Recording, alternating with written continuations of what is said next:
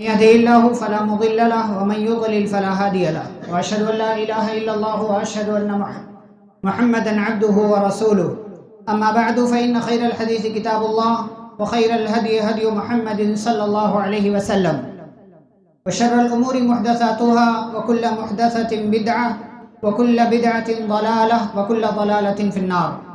أعوذ بالله من الشيطان الرجيم. بسم الله الرحمن الرحيم. قل ما يعبأ بكم ربي لولا دعاؤكم فقد كذبتم فسوف يكون لزاما.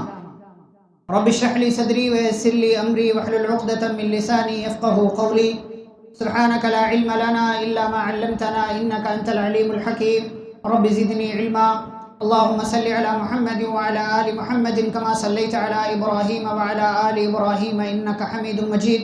اللهم بارك على محمد وعلى آل محمد كما باركت على إبراهيم وعلى آل إبراهيم إنك حميد مجيد. صدر اجلاس، علماء کرام، ذمہ داران مسجد، محترم حاضرین، نوجوانوں اور عزیز بچوں، خطبہ مسنونہ کے بعد سورۃ الفرقان کی آخری آیت میں نے آپ کے سامنے پڑھی ہے، اور اس آیت کے اندر اللہ نے دعا کے حوالے سے ایک اہم بات کی طرف اشارہ کیا ہے، اور اس درس میں انشاءاللہ مختصر طور سے میں دعا سے متعلق چند اہم باتوں کی طرف آپ کی توجہ دلانا چاہوں، اس لیے کہ دعا مومن کا ہتھیار ہے. دعا ہم سب کی زندگی کا ایک بنیادی حصہ ہے، اور دعا ایک مومن کی زندگی میں، ایک مسلمان کی زندگی میں بہت بڑا رول پلے کرتی ہے.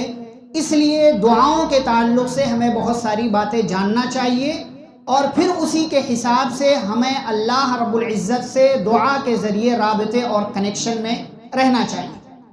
چند باتیں میں آپ کی خدمت میں رکھوں گا. سب سے پہلی باتیں بہت ساری ہیں دعا کے حوالے سے، اور بہت ساری باتیں آپ سنتے بھی رہتے ہیں. سب سے پہلی بات کہ دعا مانگیں، دعا پڑھے نہیں. ہمارے ہاں لوگ دعائیں پڑھتے ہیں، دعائیں مانگتے نہیں. کیا مطلب؟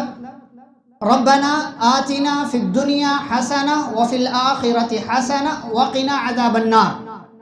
کہنے والے نے کہہ دیا، دعا مانگنے والے نے مانگ لیا، لیکن کیا کہا یہ معلوم نہیں. ہم دعا پڑھ رہے ہیں، ہم دعا مانگ نہیں رہے ہیں. سجدے کے اندر ہم دعا کرتے ہیں، سبحانک اللہم ربنا وبحمدک اللہم اغفر لی. سجدے کے درمیان دعا کرتے ہیں، اللہم اغفر لی وارحمنی واہدنی وعافنی وارزقنی یا رب اغفر لی.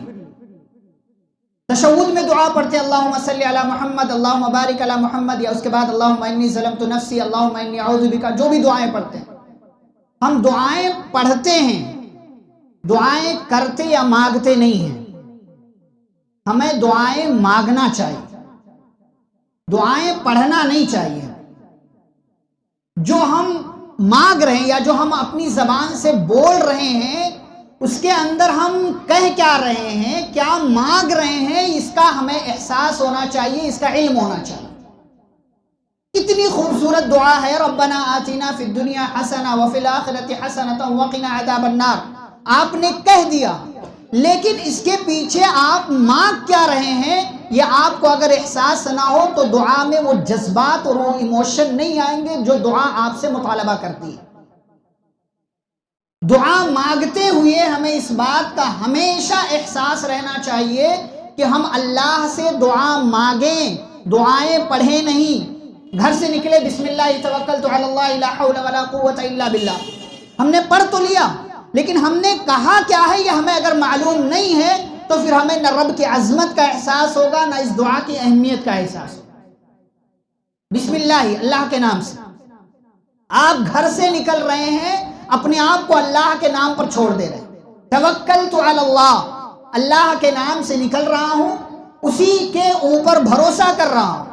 لا حول ولا قوت الا باللہ. اور میرے ساتھ جو کچھ بھی آئندہ زندگی میں یا باہر نکلنے کے بعد ہوگا وہ اللہ کی اجازت کے بغیر نہیں ہوگا. یہ آپ ان باتوں کا اس دعا کے اندر اظہار کرتے ہیں. اس دعا کے اندر آپ ان باتوں کو اپنی زبان سے کہہ رہے ہوتے ہیں، لیکن ہمیں معنی نہیں معلوم ہے، اس لیے ہمیں اس دعا کی اہمیت کا احساس بھی نہیں ہوتا۔ اور اس دعا کی فضیلت کے حوالے سے کیا بات ہے، جب یہ بندہ دعا کر لیتا ہے تو کہا جاتا کفیتا ووقیتا وتنحى عنه الشیطان، کہ کافی ہو گئی، تم نے یہ دعا پڑھ لیا، کافی ہو گئی تمہارے لیے، بچا لیے گئے تم، اور شیطان ایسے بندے سے دور ہو جاتا ہے۔ ہم دعائیں پڑھتے ہیں، ہم دعائیں مانگتے نہیں ہیں، ہمیں دعائیں مانگنا چاہیے، دعائیں پڑھنا نہیں چاہیے۔ یہ پہلی بات ہے اس درس کے حوالے سے۔ دوسری بات کہ ہمیں دعائیں مانگتے رہنا چاہیے، بغیر یہ سوچے، بغیر یہ سمجھے کہ ہماری دعا قبول ہو رہی ہے کہ نہیں ہو رہی ہے۔ جو آیت کریمہ میں نے پڑھی خطبہ مسنونہ کے بعد، اللہ کیا کہتے ہیں، قُلْ مَا يَعْبَأُ بِكُمْ، آپ کہہ دیجئے کہ میرا رب تمہاری پرواہ نہیں کرے گا یا نہ کرے، لولا دعاؤکم، اگر تمہاری دعائیں نہ ہوں، اگر تمہاری دعائیں نہ ہوں تو میرا رب تمہاری پرواہ بھی نہیں کرے گا۔ کتنی بڑی بات ہے، ہم دعا کرتے ہیں تو ہمارا رب ہماری پرواہ کرتا ہے، ہمارا خیال کرتا ہے، ہماری چیزوں کا خیال رکھتا ہے، ہمارے گھر کا خیال رکھتا ہے، ہماری ضرورتوں کا خیال رکھتا ہے، ہماری صحت کا، ہماری تندرستی کا، ہم سے جڑی تمام تر چیزوں کا ہمارا رب ہمارا خیال رکھتا ہے، اگر ہم اس رب سے دعا کرتے ہیں، دعا مانگتے ہیں۔ لیکن اگر ہم دعا مانگنا چھوڑ دیں تو ہمارا رب ہماری پرواہ کرنا چھوڑ دے گا۔ ہمیں کیا لگتا ہے، ہم نے 2-4 بار دعا مانگ لیا، ارے میری تو دعا قبول نہیں ہو رہی،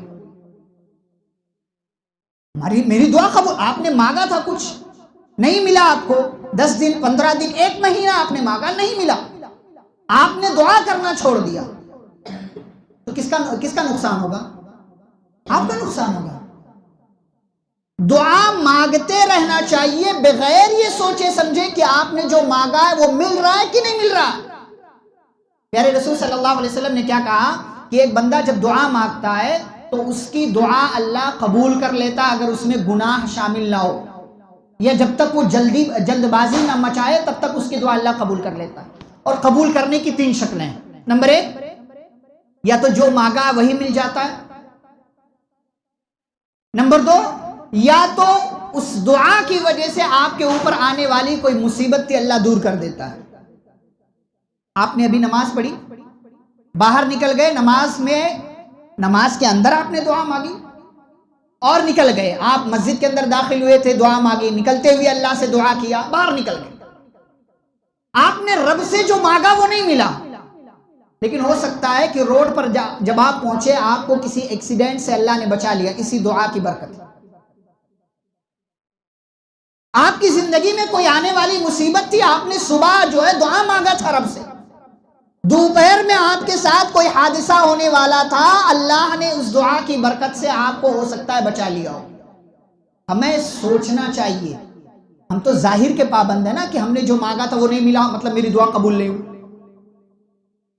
کبھی کبھی اللہ آپ کو وہ دیتا ہے جو آپ نے مانگا، اور نمبر 2، اس دعا کی وجہ سے آپ کو وہ تو نہیں ملتا جو آپ نے مانگا، لیکن اس کی وجہ سے آنے والی مصیبت اللہ دور کر دیتا ہے۔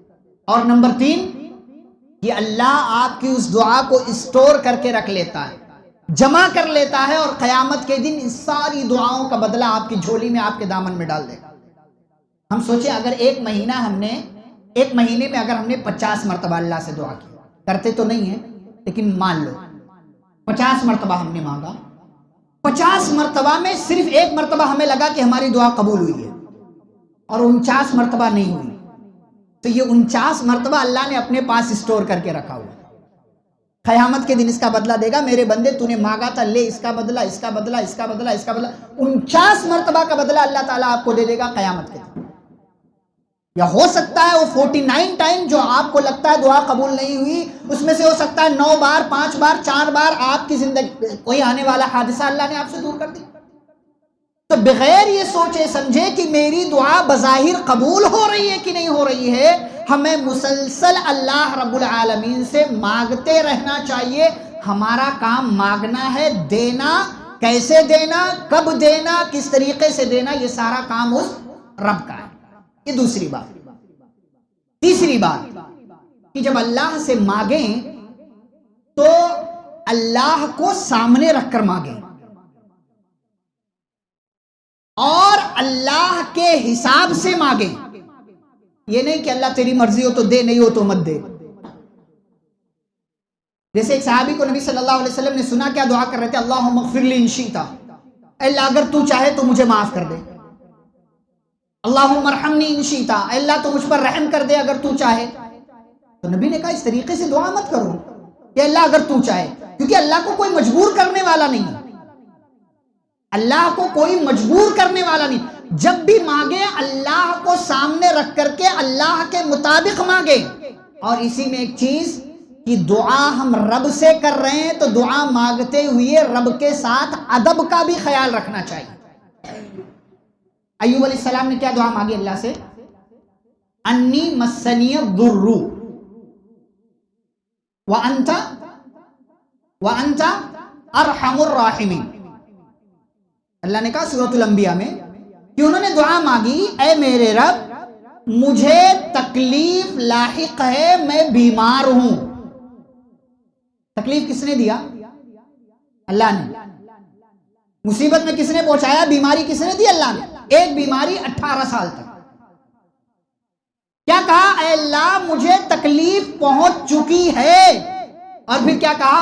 وَأَنْتَ أَرْحَمُ الرَّاحِمِينَ، اور اللہ تو سب سے زیادہ رحم کرنے والا ہے۔ اس میں دو چیزیں، ایک چیز کہ مجھے بیماری آئی ہوئی ہے، اور دوسرے یہ کہ اللہ تو رحم کرنے والا ہے۔ جب بات بیماری کی تھی تو اس کو اللہ سے نہیں جوڑا، حالانکہ اللہ ہی بیماری دینے والا ہے، لیکن بات جب رحم کی آئی تو اس کو اللہ سے جوڑ دیا کہ اللہ تو سب سے بہتر رحم کرنے والا ہے۔ یہ ادب ہے، یہ ادب ہے، یہ ادب کا تقاضا ہے کہ غلط چیزوں کو، بری چیزوں کو، بیماری کو، مصیبت کو اللہ سے نہ جوڑا جائے۔ گرچہ اللہ دینے والا ہے لیکن اس کو اللہ سے نہیں جوڑیں گے۔ ابراہیم علیہ السلام نے اللہ سے کیا دعا، اللہ کے بارے میں کیا کہا؟ اللہ کہتے الذی خلقنی فہو یہدین، میرا رب وہ ہے جس نے مجھے پیدا کیا، ہدایت دیتا ہے۔ والذی هو یطعمنی ویسقین، مجھے کھلاتا ہے، مجھے پلاتا ہے۔ اور آگے کیا کہا؟ وَإِذَا مَرِضْتُ فَهُوَ یشفین، کہ جب میں بیمار ہوتا ہوں تو مجھے شفا دیتا ہے۔ بیماری دینے والا کون ہے؟ اللہ بیماری دیتا ہے۔ لیکن ابراہیم علیہ السلام نے جب اللہ کی تعریف کی، اللہ کا تذکرہ کیا، تو کہا پیدا کرنے والا وہی، ہدایت دینے والا وہی، کھلانے والا وہی، پلانے والا وہی۔ لیکن جب بات بیماری کی آئی تو اس کو اللہ سے نہیں جوڑا، کہا جب میں بیمار ہوتا ہوں فَهُوَ یشفین۔ بیماری کی بات آئی اس کو اللہ سے نہیں جوڑا، لیکن جب شفا کی بات آئی تو کہا وہی میرا رب مجھے شفا دیتا ہے۔ یہ ادب ہے اللہ کے ساتھ کہ غلط چیزوں کو جو ہماری نگاہ کے حساب سے بیماری ہے، مصیبت ہے، پریشانی ہے، اس کو اللہ سے نہ جوڑا جائے، گرچہ اس کو بھی اللہ رب العالمین ہی دینے والا ہے اور اللہ ہی اس کا نازل کرنے والا۔ جیسے ایوب علیہ السلام نے کیا کہا؟ مجھ کو بیماری آ چکی ہے۔ بیماری دینے والا اللہ تھا، لیکن ادب یہ ہے، حسن یہ ہے، اچھائی یہ ہے کہ اس چیز کو اللہ سے نہ جوڑا جائے۔ اور جب خیر کی بات آئی تو کہا وَأَنْتَ أَرْحَمُ الرَّاحِمِينَ، اے میرے رب تو سب سے بہتر رحم کرنے والا۔ یہ تیسری بات۔ چوتھی بات اور بڑی اہم بات ہے، اس کے اندر 3 باتیں۔ جب دعا مانگے نا تو دعا کے اندر 4 بنیادی باتوں کو شامل رکھیں، 4 بنیادی باتوں کو۔ نمبر 1 توحید، نمبر 2 نبی کریم صلی اللہ علیہ وسلم پر درود، نمبر 3 تسبیح، اور نمبر 4 اپنے گناہ کا اعتراف۔ یہ 4 چیزیں، ایک چیز جو اس میں درود ہے وہ حدیث سے ثابت ہے، بقیہ 3 چیزیں میں ایک دعا سے ابھی آپ کے سامنے ثابت کروں۔ یونس علیہ السلام، مشہور دعا ان کی معلوم ہے سب کو، کیا ہے دعا؟ لا الہ الا انت سبحانک انی کنت من الظالمین۔ اس دعا کو تھوڑی تفصیل سے دیکھیں۔ یونس علیہ السلام سے بظاہر ایک غلطی ہوئی اور اللہ نے مچھلی کے پیٹ میں ان کو پہنچا دیا، سمندر کے حوالے کر دیے گئے، اللہ کے حکم سے مچھلی نے نگل لیا۔ اب یونس علیہ السلام جب مچھلی کے پیٹ میں پہنچے، وہاں ان کی کتنی حالتیں ہیں؟ تین، وہاں ان کی تین حالت ہے۔ پہلی حالت یہ کہ یونس علیہ السلام مچھلی کے پیٹ میں پہنچے تو انہیں اس بات کا شدید احساس ہوا کہ اللہ مجھ سے ناراض ہے، تبھی تو مچھلی کے پیٹ میں پہنچایا نا۔ ہمیں بھی کبھی احساس ہوتا ہے کہ اللہ ہم سے ناراض ہے؟ ہماری زندگی میں کوئی مصیبت آئے نا تو ہمیں ارے اللہ میں ہی ملا تھا تجھے، وہ فلانے تو اتنا غلط کرتا، اس کو کچھ نہیں کیا، میں نماز پڑھتا ہوں، میں صدقہ کرتا ہوں، میں ہی ملا تھا تجھے بیماری دینے کے لیے، میرا خاندان ہی ملا تھا۔ ہم تو اللہ سے شکوے کرنے لگتے۔ اللہ ہم سے غصہ ہے اس بات کا احساس نہیں ہوتا، اس بات کا بھی احساس ہونا چاہیے۔ یونس علیہ السلام پوری زندگی نیکی کا کام کی، ایک غلطی ہوئی اللہ نے مچھلی کے پیٹ میں پہنچا دی۔ یونس علیہ السلام کو احساس ہوا کہ اللہ مجھ سے آج ناراض ہے، اسی لیے اس نے مجھے مچھلی کے پیٹ میں پہنچایا ہے۔ یہ پہلی حالت۔ دوسری حالت یونس علیہ السلام کی مچھلی کے پیٹ میں کیا ہے؟ آکسیجن نہیں مل رہا ان کو، اور آکسیجن ہماری زندگی کے لیے کتنی بڑی ضرورت ہے یہ پچھلے 2 سالوں نے ہمیں بتا دیا ہے۔ کتنی بڑی آکسیجن کے بغیر زندہ نہیں رہ سکتا انسان، کتنی بڑی ضرورت ہے۔ مچھلی کے پیٹ میں کتنا بڑا پیٹ رہا ہوگا۔ اسی لیے بعض علماء نے کہا لا کرب مثل کرب یونس، جو تکلیف یونس علیہ السلام کو پہنچی وہ آج تک کسی نے برداشت نہیں کیا ہے۔ ان کے جیسی جیل آج تک کسی کو نصیب نہیں ہوئی ہے، جیسی جیل اور جیسی قید میں وہ تھے۔ زمانے کی جیل کیا ہوتی ہے بھائی؟ وہاں آپ آکسیجن ملتی ہے، ہوائیں آتی ہے، کھانا آتا ہے، پانی آتا ہے، بلکہ بعض جیل تو بڑے اچھے ہوتے ہیں، قیدیوں کے ساتھ بڑے اچھے سلوک کیے جاتے ہیں۔ یہاں یونس علیہ السلام جس جیل میں ہیں، اس جیل میں ان کو ہوا نہیں مل رہا ہے، آکسیجن نہ ملنے کا احساس بھی ہے یونس علیہ السلام کو۔ اور نمبر 3، تیسری حالت کیا ہے؟ عدم الحرکہ، حرکت بھی نہیں کر سکتے مچھلی کے پیٹ۔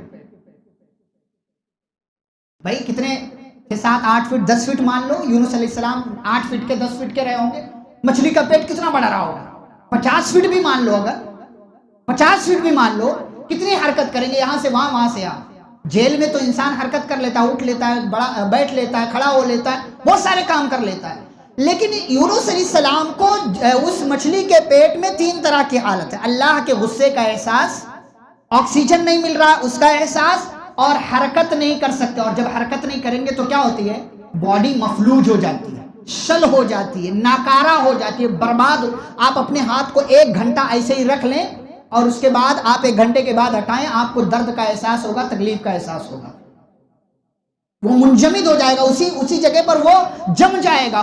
جب خون کا دورانیہ نہیں ہوگا تو وہ جگہ آپ کی مفلوج ہو جائے گی۔ تو یہ 3 چیزیں تھیں۔ اچھا، ان 3 حالتوں کے ساتھ ساتھ یونس علیہ السلام 3 طرح کے اندھیروں میں بھی تھے: رات کا اندھیرا، اور مچھلی کے پیٹ کا اندھیرا، اور سمندر کی گہرائی کا اندھیرا۔ 3 طرح کے اندھیروں میں تھے۔ اللہ سے جو انہوں نے دعا مانگی مچھلی کے پیٹ میں رہتے ہوئے، اس میں بھی کیا ہے؟ 3 چیزیں ہیں، اس میں بھی 3 چیزیں ہیں۔ عربی کا قاعدہ الجزاء من جنس العمل، جیسا آپ کرتے ہیں ویسا بدلہ ملتا ہے، یا جیسا آپ کو بدلہ چاہیے ویسا ہی آپ کو عمل بھی کرنا پڑے گا۔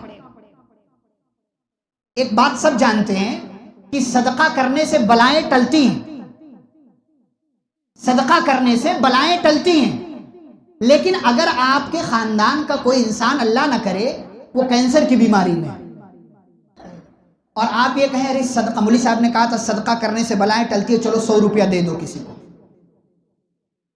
100 روپیہ دے دو، بھائی اللہ جو چاہے وہ قبول کر لے، لیکن ایک طریقہ جو ہے وہ یہ کہ بھائی اتنی بڑی چیز کینسر جیسی بڑی بیماری، اور 100 روپیہ آپ دے رہے ہو اس بیماری کو ٹالنے کے لیے، تو یہ تو اچھا سودا نہیں ہے نا۔ جیسا آپ کو بدلہ چاہیے ویسا ہی خرچہ کرنا پڑے گا، آپ کو ویسا ہی عمل کرنا پڑے گا۔ یونس علیہ السلام 3 طرح کی حالت میں ہے، 3 طرح کے اندھیروں میں، تو 3 ہی طریقے سے وہ اللہ سے دعا بھی کرتے ہیں۔ لا الہ الا انت، پہلی چیز، اے اللہ تیرے سوا کوئی سچا معبود نہیں۔ کیا ہے اس کے اندر؟ توحید، سب سے پہلی چیز توحید۔ سبحانک، نمبر 2، تیری ذات پاک ہے، تسبیح۔ نمبر 3 انی کنت من الظالمین، اے اللہ میں ظالم ہوں، یعنی تو نے مجھے مچھلی کے پیٹ میں پہنچا کر کوئی غلط کام نہیں کیا، تیری ذات پاک ہے، غلطی میں نے کی تھی، تو نے مجھے مچھلی کے پیٹ میں پہنچا دیا، میں اپنی غلطی کا اعتراف کرتا ہوں۔ یہ 3 چیزیں یونس علیہ السلام کی دعا میں ہیں، توحید، تسبیح، اپنے گناہ کا اعتراف۔ اور ایک جگہ اللہ نے کیا کہا؟ فلولا انہ کان من المسبحین، اگر یونس علیہ السلام مچھلی کے پیٹ میں اللہ کی تسبیح بیان نہ کرتے تو للبث فی بطنہ الی یوم یبعثون، قیامت تک مچھلی کے پیٹ میں پڑے رہتے، کوئی نکالنے والا نہ ہوتا۔ اور جب یونس علیہ السلام نے یہ دعا مانگ لی، توحید کا سہارا لیا، تسبیح کا سہارا لیا اور اپنے گناہ کا اعتراف اللہ کے سامنے کیا، تو اللہ کیا کہتے ہیں؟ فَاسْتَجَبْنَا لَهُ، ہم نے ان کی دعا قبول کر لی۔ اور کیا کہا؟ وَنَجَّيْنَاهُ مِنَ الْغَمِّ، اور ہم نے ان کو اس تکلیف سے نجات دے دی۔ یونس علیہ السلام کے ساتھ خاص تھا صرف وَكَذَلِكَ نُنْجِي الْمُؤْمِنِينَ، ایسے ہی ہم مومنوں کو نجات دیتے ہیں۔ آپ چاہتے ہیں کہ اللہ آپ کی تکلیف کو دور کرے، یونس علیہ السلام کی دعا کا سہارا لیں۔ پیارے نبی صلی اللہ علیہ وسلم نے حدیث کے اندر کہا، اگر کوئی مسلمان دعا کرے اور اپنی دعا میں یونس علیہ السلام کی دعا کو شامل کر لے، إِلَّا اسْتَجَابَ اللَّهُ لَهُ دَعْوَتَهُ، اللہ اس کی وجہ سے اس کی اس دعا کو قبول کر لیا کرتا ہے۔ تو جب بھی دعا مانگیں، ہماری دعا میں یہ 3 چیزیں، اور حدیث کو سامنے رکھیں تو 4 چیزیں۔ نمبر 1 توحید، توحید کی بڑی برکتیں ہیں، آپ بہت دفعہ آپ نے سنا ہوگا، جانتے، توحید سے بڑی برکت ایک انسان کی زندگی میں اور کچھ نہیں ہو سکتی۔ آپ کی زندگی میں جتنی برکتیں ہو سکتی ہیں، توحید ان برکتوں کا سب سے پہلا اور سب سے بڑا سبب ہے۔ اپنی توحید کو مضبوط کریں، اپنے عقیدے کی حفاظت کریں، ایمان کی حفاظت کریں، اس سے بڑی دولت ایک بندے کے پاس کوئی اور نہیں ہو سکتی۔ توحید، نبی پر درود، اور نمبر 3 تسبیح، اور نمبر 4 اپنے گناہ کا اعتراف۔ لیکن ہم توحید والے الحمدللہ ہیں، نبی پر درود بھی بھیج لیتے ہیں، تسبیح بھی بیان کر لیتے ہیں، یہ چوتھی والی چیز میں ہم کمزور ہیں۔ جب دعا مانگے نا، اپنے گناہ کو سامنے رکھ کر کے اس کا اعتراف کرے، ایکسپٹ کرے، اللہ میں نے فلاں گناہ کیا ہے، تو بخشنے والا ہے۔ لیکن ہمیں اپنے گناہ گار ہونے کا اعتراف ہو تب نا، ہمیں تو لگتا ہے فلانے عالم صاحب، فلانے امام صاحب، فلانے مؤذن صاحب، فلانے سیٹ صاحب ہی غلط ہیں، باقی سب سے اچھا میں ہی ہوں۔ ہمیں اپنا آپ، اپنی ذات گنہگار نہیں لگتی ہے، حالانکہ کتنے پانی میں ہیں ہم سے زیادہ ہمارے بارے میں کوئی اور نہیں جانتا۔ بھئی اللہ کے سامنے اپنے گناہ کا اعتراف کرنے میں کیا حرج ہے؟ فائدہ آپ کا ہے، آپ کا فائدہ ہوگا کہ اپنے گناہ کا اعتراف رب کے سامنے کرے، اللہ میں گنہگار ہوں، فلاں موقع سے فلاں گناہ کیا ہے، اللہ میرے گناہ کو معاف کر دے، اللہ آپ کے گناہ کو معاف کر دے گا۔ اور وہ جو مشہور دعا ہے سید الاستغفار جسے کہتے ہیں، اس کے اندر بھی یہ ساری باتیں، اللہم انت ربی، اے اللہ تو میرا رب ہے۔ توحید، لا الہ الا انت، تیرے سوا کوئی معبود نہیں۔ توحید، خلقتنی وانا عبدک، اے اللہ تو نے مجھے پیدا کیا، میں تیرا بندہ ہوں۔ توحید، وانا علی عہدک ووعدک ما استطعت، اپنی طاقت و قوت کے مطابق تجھ سے کیے ہوئے وعدے پر قائم ہوں، یہ بھی گویا کہ توحید کا، توحید عبادت کا ایک حصہ ہے۔ اور اس کے بعد اعوذ بک من شر ما صنعت، اے اللہ میں تیری پناہ چاہتا ہوں اپنے اعمال کی برائی سے، یعنی اپنے گناہ کا اعتراف کر رہے۔ اس کے بعد ابوء لک بنعمتک علی، اے اللہ میں اپنے اوپر تیری نعمتوں کا اعتراف کرتا ہوں، وابوء لک بذنبی، اور اللہ میں تیرے سامنے اپنے گناہ کا بھی اقرار کرتا ہوں۔ پھر کیا کہتے ہیں ہم؟ فاغفر لی، اے اللہ میرے گناہ معاف کر دے، فإنہ لا یغفر الذنوب الا انت، کیونکہ گناہوں کو تیرے سوا کوئی معاف نہیں کرتا۔ پیارے نبی صلی اللہ علیہ وسلم نے کیا کہا اس حدیث کے حوالے سے، اس دعا کے حوالے سے، کہ اگر بندہ صبح یقین کے ساتھ پڑھ لے، شام ہوتے ہوتے انتقال ہو جائے، جنت میں جائے گا۔ شام کو پڑھ لے یقین کے ساتھ، صبح ہوتے ہوتے انتقال ہو جائے تو جنت کے اندر جائے گا۔ ایسا کیا ہے اس دعا کے اندر؟ توحید ہے، اپنے گناہ کا اعتراف ہے، رب کے احسانات کا، رب کے انعامات کا اعتراف ہے، بس اتنا ہی ہے۔ اس دعا میں صرف یہی چیز ہے کہ ہم توحید کا اقرار کرتے ہیں، اللہ کی نعمتوں کا اقرار کرتے ہیں اور اپنے گناہگار ہونے کا اعتراف کرتے ہیں۔ ہماری دعا میں بھی یہی ہونا چاہیے کہ توحید ہو، اللہ کا ذکر ہو، نبی پر درود ہو اور اپنے گناہ کا اعتراف ہو، اور اس کے بعد اللہ سے معافی مانگنا ہو۔ یہ جو ہے یہ دعا میں ہم شامل رکھیں۔ آخری چیز جو دعا میں ہمیں شامل رکھنا چاہیے، ہمارے ہاں دیکھیں ایک ٹرینڈ چل رہا ہے، ہم لوگ کیا کہتے ہیں؟ دعا میں یاد رکھنا، ہے نا؟ کسی کو بھی بولتے ہیں دعا میں یاد رکھنا۔ کہاں جا رہے ہو؟ حج کرنے، دعا میں یاد رکھنا۔ عمرہ کرنے، دعا میں یاد رکھنا۔ سفر میں جا رہے ہو، دعا میں یاد رکھنا۔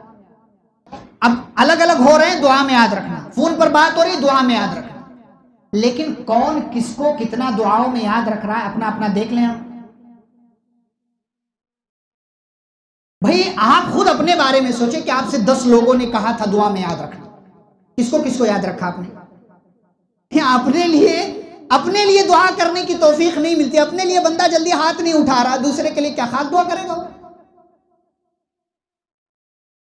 دعا کا ایک اہم پارٹ، ایک اہم حصہ یہ ہے کہ ہم صرف زبان تک نہ رہے کہ دعا میں یاد رکھنا، یا صرف سن نہ لے کہ بلا بندے نے ہم سے کہا تھا دعا میں یاد رکھنا، اور ہر غیرے کو ہم کہتے ہیں دعا میں یاد رکھنا۔